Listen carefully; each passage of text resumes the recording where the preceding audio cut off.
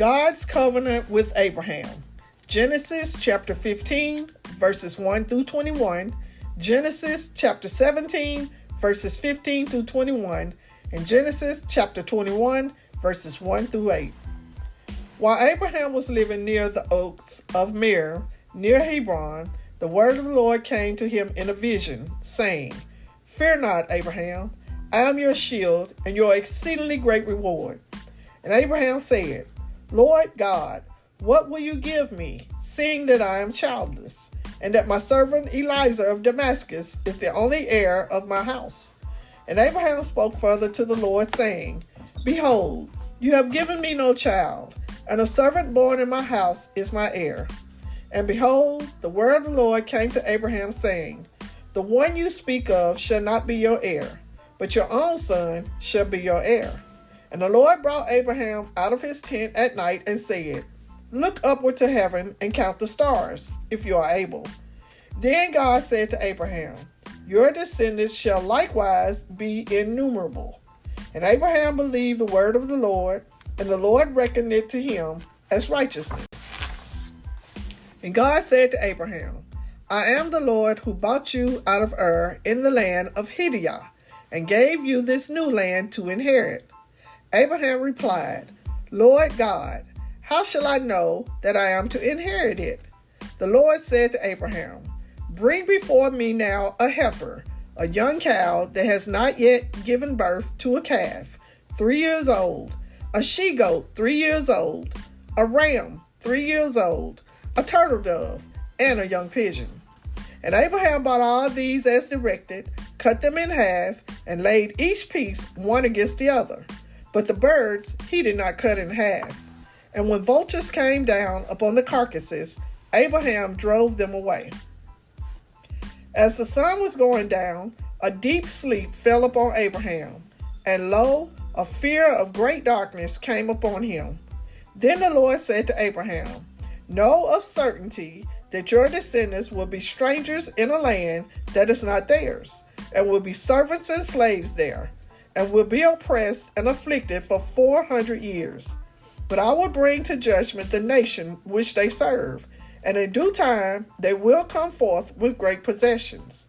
And you shall be gathered to your fathers in peace. You shall be buried in a good old age, and your descendants shall come here again in the 4th generation. For the iniquity of the Amorites is not yet full and complete." When the sun had gone down and it was dark, behold, a smoking furnace and a burning lamp passed between the offerings that Abraham had arranged. On that day, the Lord made a covenant with Abraham, saying, "To your posterity I will give this land, from the river Nile in Egypt to the great river Euphrates. It is the land now occupied by the Kenites, the Kenizzites, the Canaanites, the Hittites, the Perizzites, the Rephaims, the Amorites, the Canaanites, the Gershites, and the Jebusites. Now Sarah, Abraham's wife, bore him no children. But God said to Abraham, "In regard to Sarah your wife, you shall no longer call her Sarai, but Sarah shall be her name. And I will bless her, and also give you a son by her. Yes, I will bless her, and she shall be a mother of nations. Kings of peoples shall be born of her." Then Abraham fell on his face and laughed, and said to himself, "Shall a child indeed be born to me when I am 100 years old?